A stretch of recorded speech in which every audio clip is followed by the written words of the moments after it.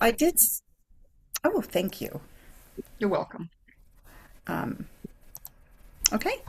Uh, Welcome again.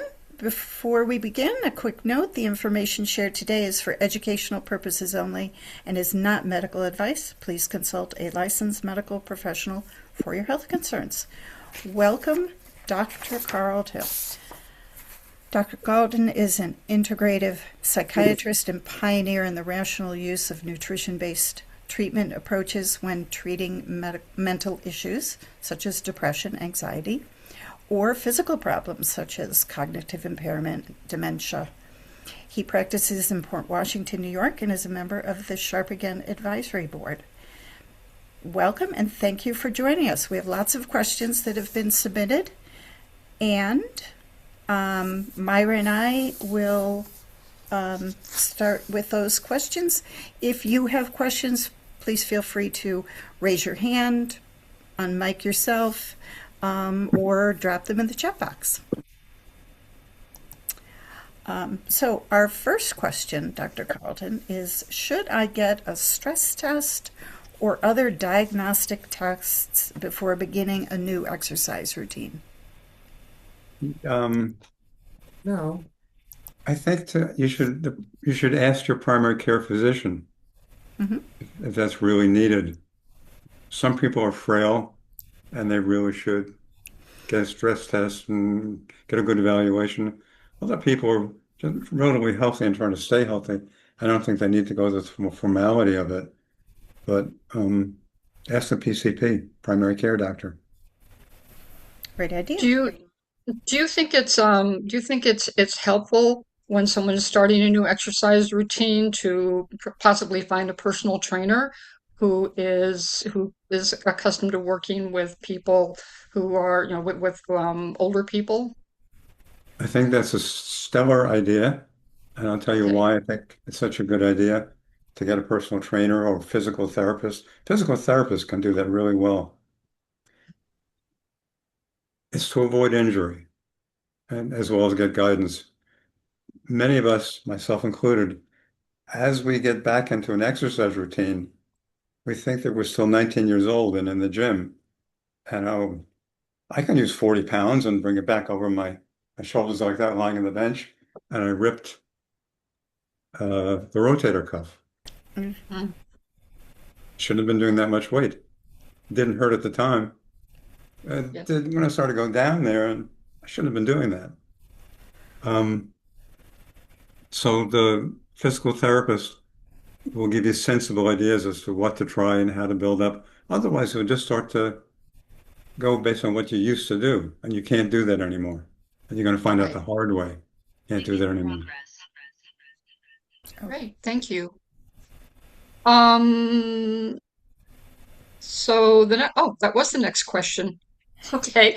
That just kind of popped into my head. So, what are some of the best types of exercise to improve balance and prevent falls?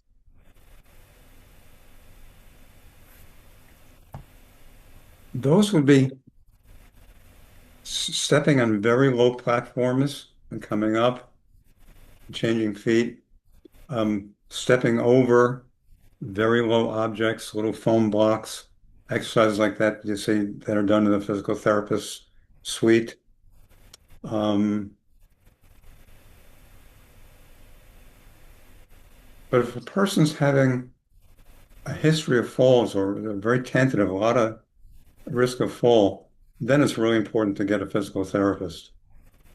Right. You know, a fall can really shorten one's life. mm-hmm.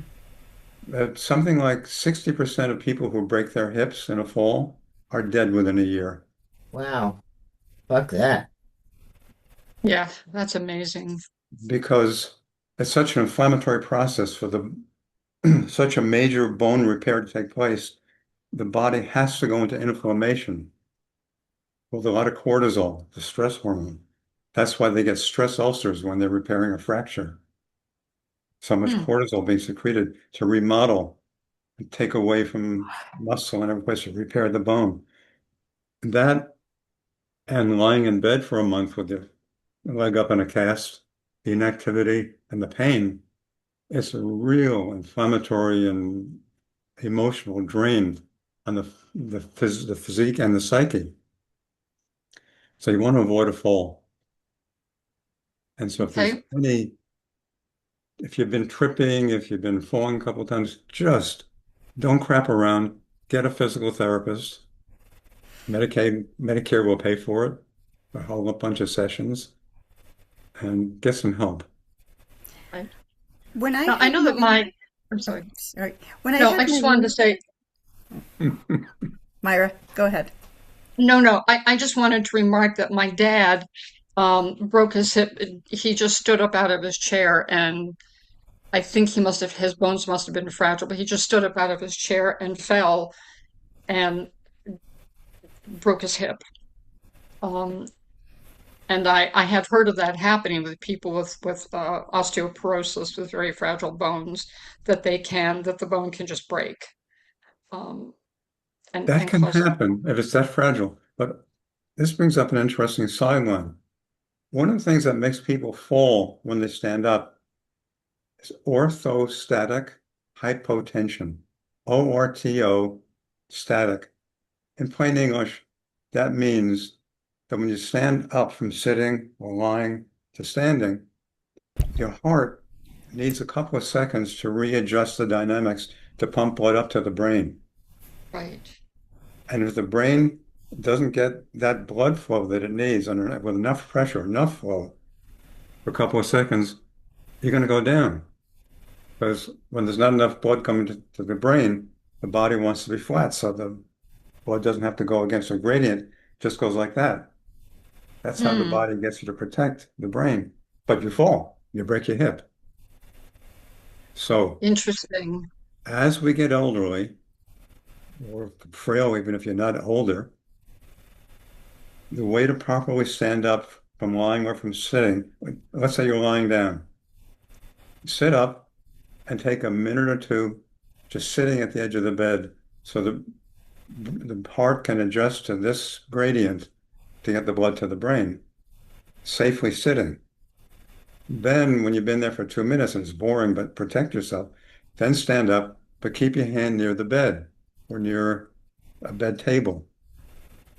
Kind of lean towards the bed a little bit. So if you fall onto the bed. So Mm-hmm. that's the proper way to deal with orthostatic hypotension. Hey, interesting. Thank you. When I Great had my advice. knee replaced, one of the physical therapist exercises I had to do was stand on one leg, alternate them for initially 15 seconds, then 30 seconds. And that seemed to, to me to be an exercise that would help one with their balance. It would help a lot. What I personally do, I put on Chopin or Bach, slower music preferably, and I stand on one foot and I lean a little bit, kind of pseudo ballet. Mm-hmm. I'm not a dancer, I'm not trained, but I can stand for a long time on one foot and just play with it. It's nice to do it to music, makes it enjoyable. Yeah. Mm-hmm. Hmm. Um, By the way, I do it near the bed. Yeah, oh, I did it. yeah. I have a sewing table that's, counter height. So I would do it in front of that. So I could, hang on to it when I started to teeter. Right. What symptoms should make someone stop exercising immediately? The first answer is pain, the second answer is pain, and the third answer is pain. Ah. I like to ride my exercise bicycle, the indoor bike. Mm-hmm. 80 times out of 100, I have no pain at all. The minute I feel pain in the knee, Mm-hmm. I just stop. Because the way we were trained, especially guys, back in gym at age 18, 19, is you got to feel pain. No pain, no gain. Mm-hmm. Bull, right? something's wrong. My knee should not be hurting. I get off the exercise bike. I don't let any rigid ideology tell me, sit there and work through it. No, I'm going to damage my meniscus if I keep stupidly doing something like that and do something else. Walk around the block, walk on the treadmill, do yoga, um, anything but that. Hmm. So pain. Another thing that should stop you from exercising is dizziness. Hmm. Nausea? You feeling faint, feeling woozy. Go sit down. It means you're probably exceeding your capacity and you need to build it more slowly. Hmm. So at the first sign of dizziness, just go sit down and stop what you were doing. Hmm. Um, the third thing would be untoward shortness of breath. A little bit of shortness of breath should be good. You should get winded. But at our age, we should not be exercising to the point where we can't talk and carry on a conversation. Oh. If you're alone, try talking to yourself out loud. My phone number is such and such. I live at such. Say it out loud. And if you're so winded, you can't, that's way too much. You're pushing your aerobic capacity over overdrive and asking for trouble. Hmm. Okay. Um, so the next question is, I'd like to shift from chair yoga to standing and floor yoga. How will I know when I'm ready to start doing that? So I love these questions, by the way, that people sent in. I think if a person is doing chair yoga, which is wise, then if they're thinking of going to standing, they should have a physical therapist because there's a whole lot of balance work that needs to be done. Yoga is very demanding on our balance. And if you're watching a video on YouTube or what a video any place or just doing it from memory, there are some very tricky maneuvers in yoga, and you're going to go down if you're not well balanced and stable. So my advice would be get a physical therapist to work with for 2 or 3 months, weekly sessions for 2 or 3 months, and then you can stop if the physical therapist feels that you're safe to go on your own. You need a Great. real core And strength to do yoga. Say it again? You need real core strength to do yoga. Yes, yes. well, yeah, yoga will build core strength. Right. So if you have the right teacher, Hmm. um, they'll do Okay. that. I'm So sorry, while Dr. you're Carlton. doing the chair yoga, the way you can build core strength is a lot of exercises. You're bringing your legs up. Hmm. And to do that, you have to use the deep muscles behind the abdominal muscles, inside the abdominal cavity, and in front of the lumbar spine. Some deep muscles inside the psoas and the ilius muscles. And they're what help you to do this. They're the real core strength muscles along with the abdominals. So do a lot of that stuff. And you can also go over side to side, that. And on YouTube, you can find a lot of exercises like that, chair yoga or abdominals, Hmm. core. That's a Um, good idea. Yeah. Nicole I, just I, I, tech, I'm sorry. I also wanted to say that it's sort of in reaching back to our last conversation, my yoga teacher, whenever we are like standing from a forward bend, always says to keep your chin down as you're coming up, and then to come up slowly to make sure that the blood flow, the orthostatic flow that you were talking about, so that you don't like stand up too quickly if you've been in a forward bend, but you just come up slowly like that, and also because the eyes are a big part of balance, then you can also make sure your eyes are open and are focused. So, Very much so. And yeah. as you begin transitioning from the chair to standing, make sure you're right near the chair and the chair is sturdy, is not going to slide. Mhm. So that if you start to waver and wobble, grab right onto it and get back into the chair. Right. Good. Yeah. and Nicole added to the chat that she tells her clients to do the alternate standing on one leg while they brush their teeth. Nice. I believe Nicole is a dental hygienist. So, great. Do two things at the same time. Nice. Yeah. Thanks, Nicole.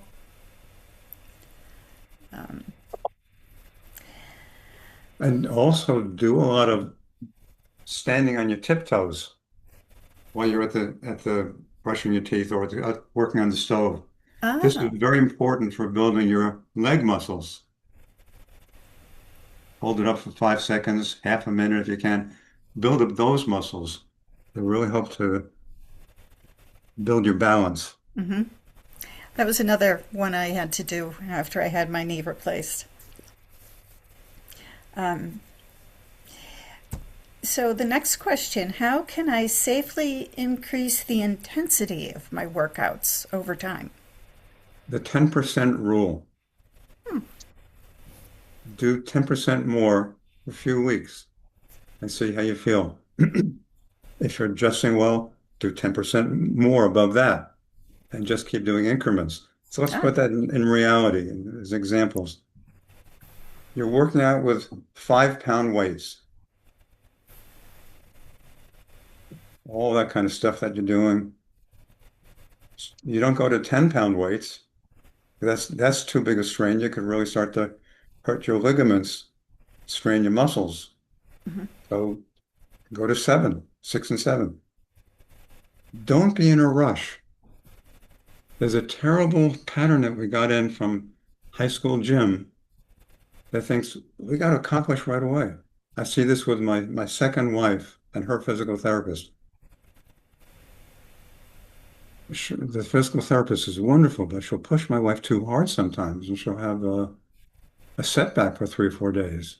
mm, There's no rush. You're just trying to improve your health in the long run. So why go from 5 to 10? Okay, here's something I did I didn't know was done. I was working out very comfortably with 5 pound weights, and even 10 pound weights, but lying on my back. And I took my 30 pound weights and I was doing some of these. And there was no pain. You know what happened? I have bone spurs in the cervical vertebrae. I'm 83 in 2 weeks. I have bone spurs. They got my nerves, and I couldn't turn my head for a month. oh, I had to go for acupuncture, physical therapy. It was very hard to drive because I have to look out and see if there's anybody. Couldn't do it. So that was a real setback. I didn't follow my own rules.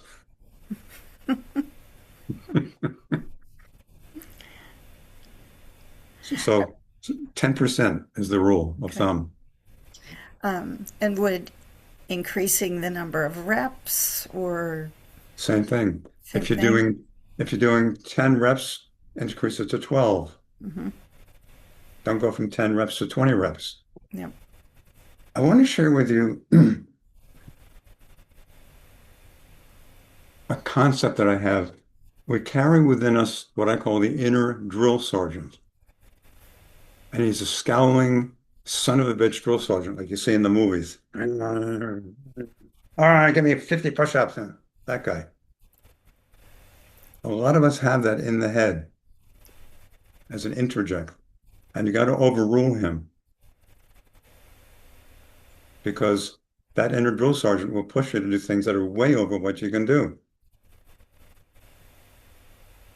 And so you have to be able to spot it when the inner drill sergeant is talking or operating. Right. I'm on the exercise bike and my knee starts to hurt. Oh, just sit here and push through it. No, you got to talk back. Yep.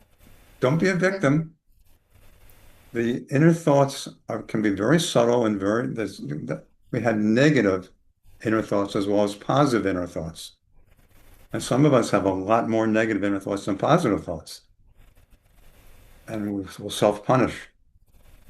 So you got to talk back to this inner drill sergeant. Nope, thanks. Bye-bye. Then I'll do it my way. Thanks very much. Thank you. Are there Uh, specific exercises I can do to help with any current pain in my joints or back? That's a hard one to answer without knowing the specific person. But I would say that's where physical therapist would help. Mm-hmm. Um, I tell you what you should avoid doing. Hyperextension of the back. This is flexion. This is extension. Mm-hmm. The reason we don't want to overextend the back is, I'm going to explain this to you. I should have brought it down. These are two vertebrae stacked on top of each other. Mm-hmm. And this is the front, the belly. This is the back. If we were dinosaurs, we'd have spines here. Mm-hmm. So there are joints between the top vertebrae and the bottom vertebrae. And every set of vertebrae has these joints. And the joints have facets, which get degeneration, arthritic degeneration with pain. Most of us have a lot of that. If there's osteoarthritis of the spine, you had MRIs, you're having lumbar pain, you got some facet degeneration. Facet in French means face. So the two joints are facing each other. Like these, this would be a facet, this bone and this bone, where they have a joint, the bones face each other. So when you flex yourself, you relieve the stress on the facets. Mm-hmm. When you extend the back, you bind the facets together, and that will aggravate your pain terribly. Mm-hmm. So in yoga, what's safe to do is down-facing dog. It is not safe to do up-facing dog. Whoops. There goes the bench, the table. Don't do up-facing dog. That's hyperextending the back. hmm, Do things that are flexing. Um, hmm, Similarly with leg raises, if you bring the leg up high, you're flexing the back. So be careful that I'm saying you're extending the back. So be careful to avoid overextension.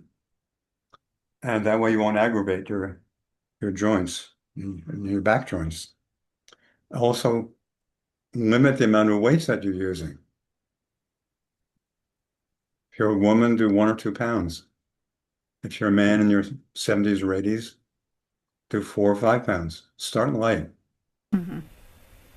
because you can put a lot of trauma into the joints themselves and the muscles protecting the joints. A lot of trauma. I, I, when I did that, whatever that's called on the bench with 30 pounds, 15 years ago, 12 years, 10 years ago, I went to a specialist and there was a fluoroscopy and I could see the tear in Oh, my joint muscles. It healed by itself. I didn't need surgery. well, that's nice. Yeah. I saw the tear. yeah. That was a lesson to me. Yeah, not 19, kid. Yeah.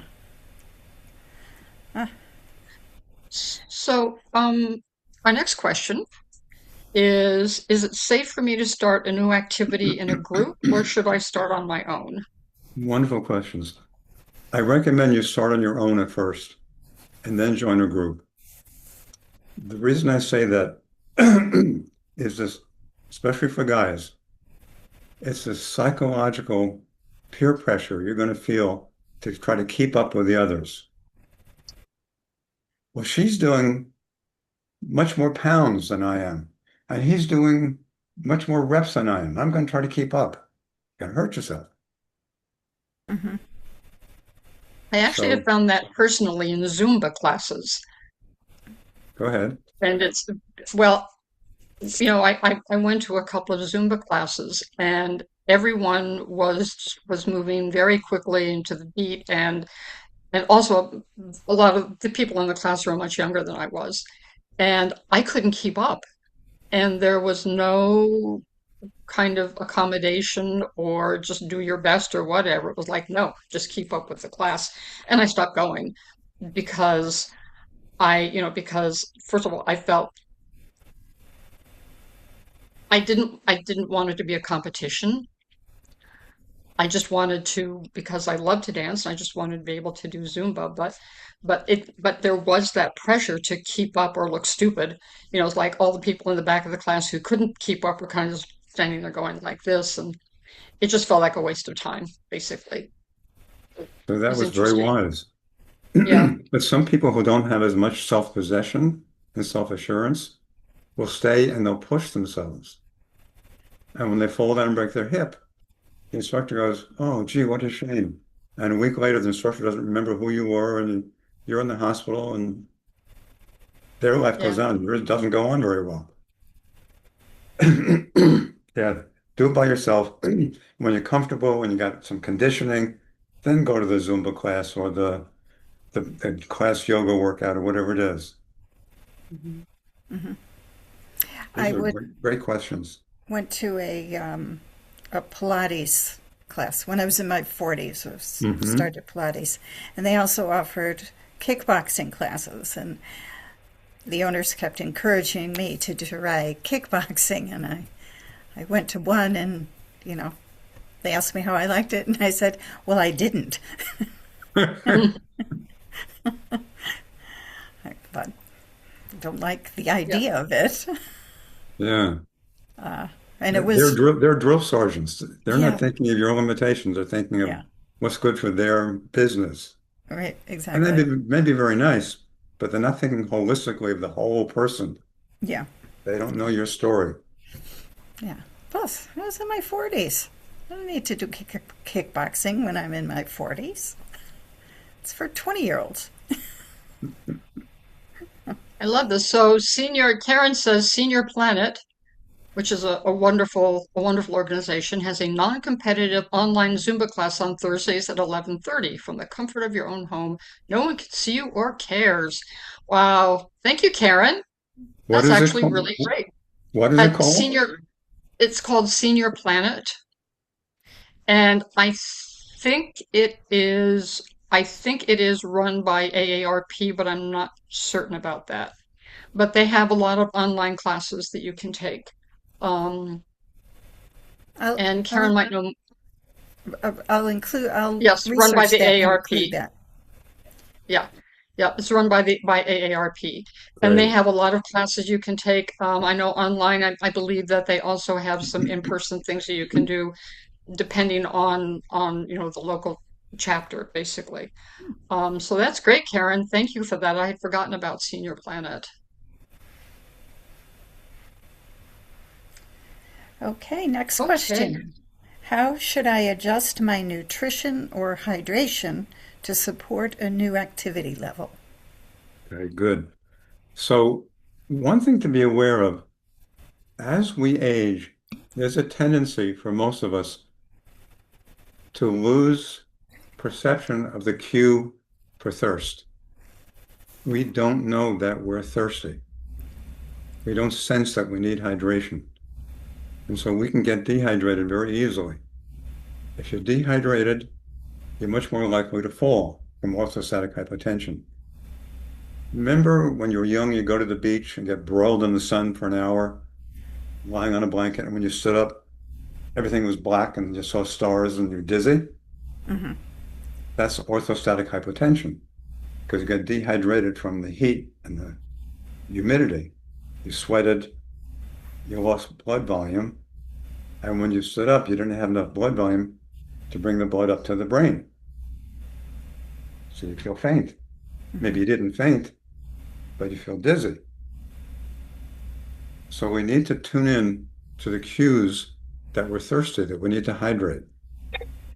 So if you're starting an exercise program, have a cup of water, glass of water next to you, and just make yourself stop every 4 minutes, 5 minutes, take a sip, even if you're not thirsty, put it down, go back to it, and just keep hydrating. Hmm. It's really interesting in our small group programs, which I've coached several of them. One of the most popular things for the participants to do is increase hydration, because we talk about how incredibly important it is, and people, it's something that people just don't think about. But it's one of the habit changes that they make that really makes a big difference for them. So I'm glad you brought that up. Thank you. Now, I want to point out to you what you'll see if you go to a good gym, a good modern gym. First of all the well-trained athletes are stopping frequently and going over to the water fountain. Mm. Constant back and forth, waiting your turn at the water fountain. And a lot of them bring their own jugs with them. And the dispenser has a situation where you just put your jug there and push a button, and it'll fill up the jug and you take it out. Rather than standing, pushing and like that, Mm-hmm. coming in and trickle. Just Oh, that's how much they know how important it is to be hydrated. Yeah, They have their own jugs. You yeah. see them walking around the gym carrying the jug with them, station to station. So So, yeah, I'm sorry. go ahead on No, that. go So ahead and then finish your thought. We have a new question. for nutrition, if you don't have kidney problems, small doses of creatine can help if you want to build mass. But if you have kidney problems, do not take it.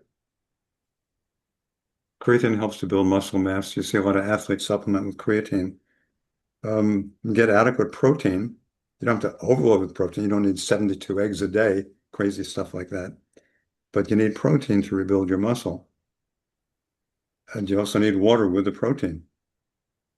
Okay, so that answers those questions about nutrition and hydration. and do sports drinks with electrolytes, are those? Okay. From the health food store or from Whole Foods, sports drinks with electrolytes, yes. Not Gatorade. It's got a lot of sugar in it, or It's just does the it? artificial colors and flavors. Ah, yeah. It's crazy to put those petrochemical dyes into your body. Mm-hmm. It's Okay. just cosmetic. It doesn't add anything to the sports value of it. Mm-hmm. So you can get the same electrolyte balance in fluids that are available in the health food store or Whole Foods. Mm-hmm. And Vitamin Shop would have a lot of those too. Okay. So, I see over here that Karen talked a little bit more about Senior Planet and what they have to offer, and I think Joan, you're going to include a link for Senior Planet, right? Okay, great. Yes. They have a lot of support programs for older people. And then Dawn asked a question. She says, I saw an interview with Professor of Kinesiology, Dr. Andy Galpin, where he shared research which showed grip strength was directly predictive of cognitive health. What are exercises that help increase grip strength? Is it She's just saying lifting foot strength or Grip. grip grip, strength. grip strength? Yeah. Absolutely. It's definitely very well established that grip strength is a predictor of longevity Mm. and healthy longevity and good cognitive abilities. It may not necessarily be that the muscles are strong. It may be that you've been active, working in the kitchen, working in the yard, picking things up, doing stuff of daily living instead of living like a sedentary slug, frozen TV dinners. And so what you can do to increase grip strength is they're called farmer's carry. You take a basket, not overly heavy, 5 pounds in it, and you walk around with it like this. Or you take dumbbells, 2 pounds or 5 pound dumbbells, and grip them from the edge, not the bar. Grip them from the Mm-hmm. edge and walk around like that. Walk around the block with those in your hand. You can also do it from the bar, but exercises like that, You take a hammer or something lighter if you're a woman by the handle and flip it up. You see that in the physical therapy suites. And the weights, you do this with the weights in your hand. And do you know those little devices for the fingers? Mm-hmm. Mm-hmm. Those are also very good. They come in different strengths from very easy to much harder. There's also the triangular one that's very strong grip, takes a lot of power. Mm-hmm. Those will definitely give you a big boost. Okay. And so so just increasing grip strength can help with longevity. Um, okay, great. So it's not that it's necessarily, well, it is also indicative of an active lifestyle, as well as it's something that you could just sit and do that would be helpful as Yeah. well. So little Okay. things like you have a garbage pail you're going to take out to the curb if you live in a house. Rather than push that on a roller, Hmm. lift it up if you can and carry it to the curb. Activities of daily living. You know, we evolved for millennia as a species being very physically active, chopping wood, washing the clothing, mm, sawing a tree. All these things are really taxed cold on our muscles Yeah, and our brains. gardening, planting. Gardening, yeah. Gardening, yeah. People had to rake their garden and hoe and pull out roots. Mm-hmm. We don't have to do that anymore to live in a modern society, but do it. Yeah, yeah. Uh, Hey. so is there, Um, s- oh, we'll Go let ahead. Myra. Go. No, you go, Myra. Okay. So the next question is there a reputable resource that offers advice on interactions between supplements and prescribed medications? Hmm. Gemini AI. You Okay. go to gemini.google.com. I'm going to wax poetic about that for a minute or two. I use it 10 to 15 times a day for my practice, as well as for myself personally, because patients are on arthritis drugs and cardiovascular drugs. And how do those drugs interact with each other? And how do they interact with psychiatric drugs I might prescribe? But also, what about the herbs and the supplements I prescribe? I'll say to a patient, I think you should take X herb, like quercetin. And she'll say, well, is that safe with this drug? I don't know. I never looked up what is quercetin safe with. So I slide over to the laptop, to the computer, go on Gemini. Yeah, no known interaction. But boy, let me tell you, 6 times out of 10, there is an interaction. It can be significant. I'm glad to know it. I thank my patient for asking me. And now I know.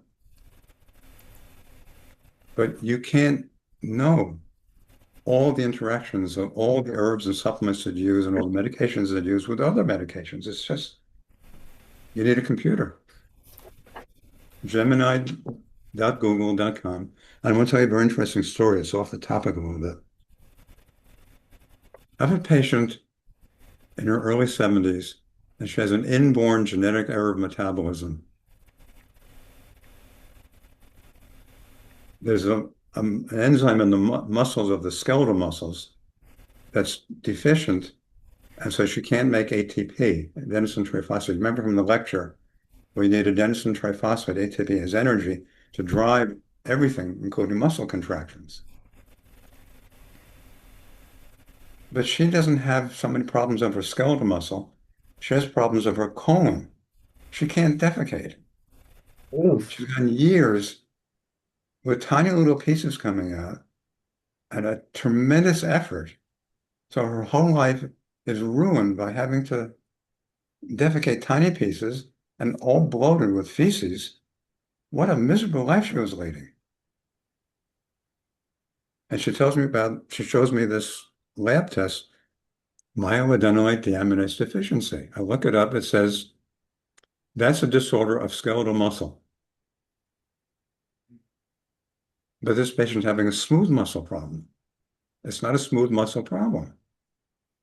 It's like Gemini, in this disease, can it involve the smooth muscles? And Gemini types back and says, no, it's a skeletal muscle disorder. Gemini, I understand it's a skeletal muscle disorder, but smooth muscles need ATP as well. For the bowel to contract and her bladder to contract, she's having bladder problems too. This smooth muscle to contract, they need ATP. Can't that deficiency, inborn error, be involving her smooth muscles? Here's what it said to me. Thank you for gently challenging me. I looked it up, it said, and there is an isozyme, meaning a variant of this enzyme, that involves smooth muscles. You're right. Okay, Gemini, what do I do about it? It comes back and says, what the geneticists do who treat this disorder in the skeletal muscle patients, usually children, is they use nutrients that build up the Krebs cycle to make more ATP, this whole chemical cycle to make it. Which nutrients? Fumarate, fumaric acid. I put her on fumarate. She started having bowel movements. Wow. Formed bowel movements. What a relief. I mean, it sounds simple because we have bowel movements. She didn't for 20 years. It was kind of So simple you can count on solution. Gemini. ChatGPT, I guess, is okay. Gemini has a free version, which would be good to start with. I pay $20 a month for an advanced version, which is spectacular. But you could use the free version. Just ask the question. Whatever your question is, it'll give you a good answer. It doesn't lie, it doesn't hallucinate. You could ask it to give me a journal article on that topic. It'll give you a journal article. I checked the journal article. Some AI will hallucinate or confabulate and make up a journal article. Well, Gemini doesn't do that.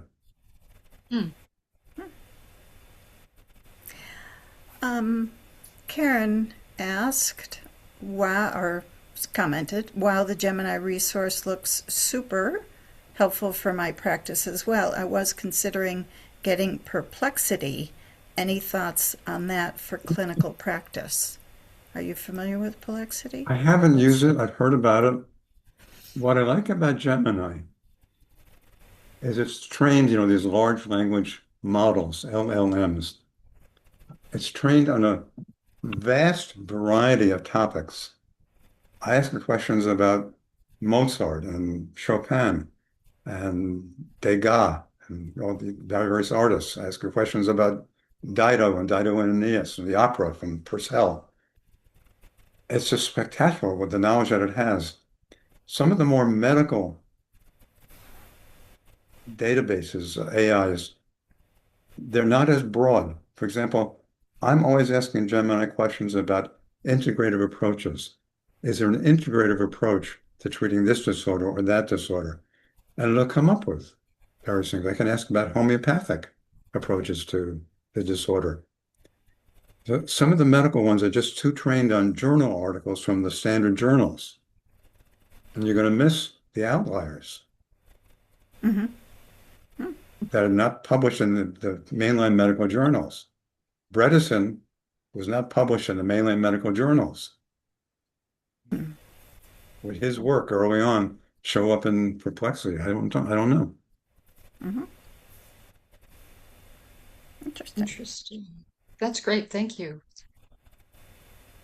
We have one last question here. What is the relationship between exercise, blood sugar, and the brain? Wonderful question.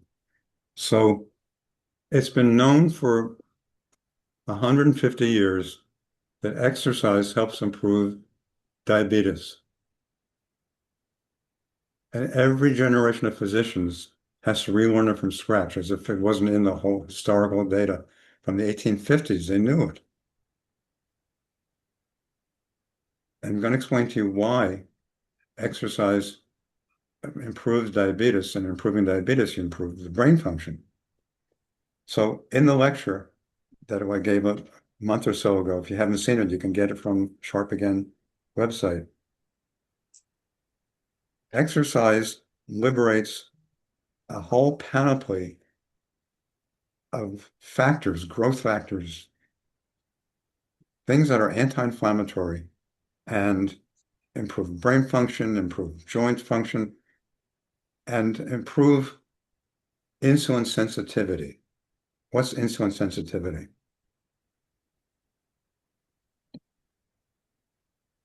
This is a muscle cell, or any cell in the body, and has a receptor for glucose, but the receptor is closed. There's a pore, and the glucose can't get in the pore. It doesn't diffuse in because our cells don't want to be flooded with glucose. It'd be very damaging because there's a lot of glucose in the bloodstream. So how does glucose get in? There's a receptor. It's like a gate, like a turnstile on the subway. And if the gate opens, glucose can get in and then the gate closes. Insulin opens up that gate. That's the insulin receptor opens the gate. Inflammation in our bodies, like a lot of fat, is very inflammatory. Inflammation makes the insulin receptor resistant. So even though there's insulin being secreted and reaching the receptor, no, not going to open. And so the glucose can't get in. So the brain cells die or struggle. There's plenty of glucose around, plenty of fuel, not getting in. Exercise reduces its inflammation, makes better insulin receptivity, insulin responsiveness, and glucose gets in, so it clears the bloodstream. We don't want glucose building up in the bloodstream, where it's going to damage all the vessels, damage all the nerves, damage the brain. You need that glucose to be at the lower level that can be achieved if insulin receptors are working. So every generation of physicians has to learn all over again. You see journal articles, wow, exercise improves diabetes. Duh, yeah, since 1850 we've known that. But they didn't teach it to us in medical school. Mhm. So that's the connection. Thank you. We have a question, another question about, it says, Dr. Carlton, you mentioned that if you have kidney problems, don't take creatinine. Does this include if one has kidney stones? Yes. Okay. Okay. And Nicole, you said, is perplexity the better option then? I believe that Dr. Carlton, you thought Gemini AI, you're not that familiar with perplexity, but you think Gemini AI,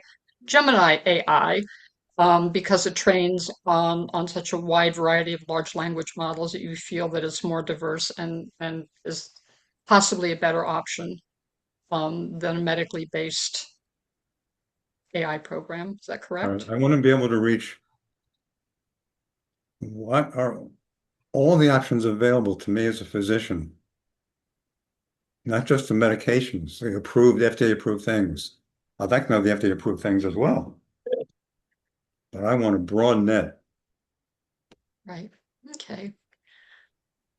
Um, Karen has a question. She wants to know if you treat colitis, the functional medicine approach. Colitis? Colitis. Mhm. Yes. Okay. Okay, Karen, there's your answer. Hope that's helpful. How to calculate what level to get heart rate up to when exercising?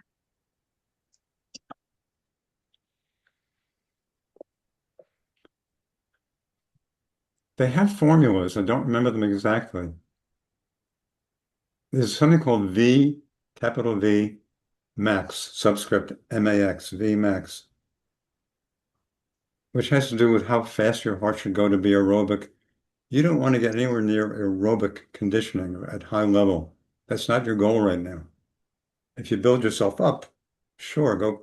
So you should never go above 60% of Vmax. So a pulse rate of 90 to 100, that's fine. for most of us, unless you have angina, in which case they're not getting anywhere near that. But for most people without angina or heart failure, a pulse rate of 80, 90, 100, that's great. Go there. You'll be a little winded, a little shorter breath, but able to, if you pick up the phone, you won't be out of breath like that. Just be able to talk, a little winded. That's where you want to shoot for. You can look up formulas for your age and your weight and see what your Vmax should be if you want to get more into it. And it's I, probably on YouTube you could find things like that pretty easily. Yeah. I have a treadmill that, if you hold on to the bar or the handles, it measures your pulse rate, um, which is handy for a sedentary person Also, like me. recent in the last year or so, recent very good evidence coming in from the physiatrists and the kinesiologists, the real exercise specialists in the university settings, is you can go back and forth between slower pulse rate, 60, 70, and higher pulse rate, 90, 100. You go back and forth. Mm, You don't have to sustain it for 10 minutes at a time at 90. right. Go back and forth. It's really good at improving your conditioning. Let me tell you something very encouraging. That whole aerobics craze that started in the 1980s from Dr. Cooper, who unfortunately died of a heart attack while he was jogging, God. Mm-hmm. but he was at, I think, University of Houston Army Medical Center, and they were doing studies of aerobic capacity of vast numbers of servicemen on the base. Didn't have many service women back at the time, but that tens and hundreds of thousands of people that could survey. So they have them come in, and they say, how much do you exercise? None. Okay. Get on the treadmill and then measure their oxygen consumption and their carbon dioxide excretion and their pulse rate and the blood pressure and all that stuff. And then rate them as to their aerobic capacity. There's one particular guy that they evaluated, and he was not at level 5, which is really severely deconditioned, depleted, not exercising. He was at level 4, solid level 4. Level 1 is like a professional athlete, basketball player. This guy was solidly at level 4. They said he did no exercise. They didn't believe him because he couldn't have that good aerobic capacity if he wasn't exercising. No gym, no nothing, nothing. So how do you get to work? Oh, I ride my bike. Ah, ah. How many miles? Well, 3 miles each way. Yeah. He Yep. wasn't going fast, just riding his bike. Hmm. He got to a decent level of fitness. Well, he thought of it more as a mode of transportation than a form of exercise. Hmm. Yep. Interesting. Well, I know I have 28 steps up to my house, and then I have more steps inside my house. And every time people walk up those steps, they're like, I don't know how you've been doing this for 32 years. And I say, it's made me healthier and stronger because I have to walk up these stairs with my bags of groceries and just walking the dog up and down. I go up and down those stairs at least 2 or 3 times a day, and then there's stairs inside the house as well. So that's just one of those. It's a lifestyle thing. Um, Exactly. And it keeps you in and much better shape than you would otherwise be. I can feel the yeah, difference. I live in a house with one set of stairs. When I spend time at my wife's apartment in New York City, those stairs, after 3 or 4 days, I feel deconditioned. I'm noticing the difference. Mm-hmm. yeah, yeah. We have one last question here. We are at time, but since we have the question, I just want to ask it. Nicole asks, what percentage does weight training benefit the brain best? What So, percentage of weight training benefits or what? what percentage of weight training benefits the brain best? I'm missing the last 2 words. Brain health? The brain best. Yeah. The Oh, best What for your brain. benefits the brain? Yeah. What's the most beneficial for the brain? What percentage of weight training? That's sort of a broad question. I'm not sure what she means by percentage of weight training. Nicole, do you want to unmute and ask Dr. Carlton your question, see if you can clarify? Sure. So in terms of all the different options of exercise, cardio, whatever, what percentage does weight training play in brain health? Like, would you say it's like 50% we should be weight training because that's like really important to have, or does weight training, yeah, what percentage does weight? No, I see. Okay. Yeah, okay, thank you. Yeah. I think it's 40% weight training, 40% aerobics, and 10% balance exercises and crossing over. They're both needed because the aerobics are really important for getting your blood flowing. Your blood will flow also very well when you're doing weight training, but I think the evidence is that both are needed. And you don't need a lot of weight training. The evidence is showing you don't have to bulk up. You don't have to be sculpted and toned. Matter of fact, listen to this, guys and gals. People who overdo it on the weight training and overdo it on the aerobic training, they age terribly. Listen to this. There's a photograph I saw of a guy in his 60s who went on one of these really cross-body fitness things, and you can see the before and after. This guy is sculpted and ribbed and cut, and he looks so much better, and his hair is gray like an old grandfather. Mm. In one year, his hair went from a normal color to grandfather gray, and his face skin was wrinkled.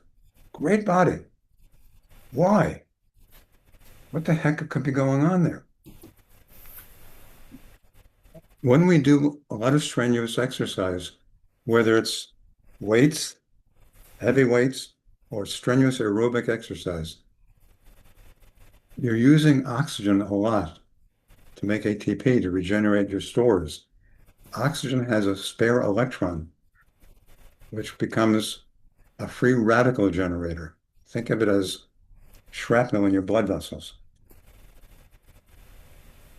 And those free radicals will age us and age the brain. Mm-hmm. So you shouldn't overdo it with the weights and the aerobics. And you should take a lot of antioxidants, blueberries and blackberries and vitamin C. Good. Healthy greens, not a heavy meat diet, a lot of antioxidants, because those will quench the free radicals. If you pump up those free radicals, that cross-fitness, you get old. You're physically fit, you're sculpted, but you get old.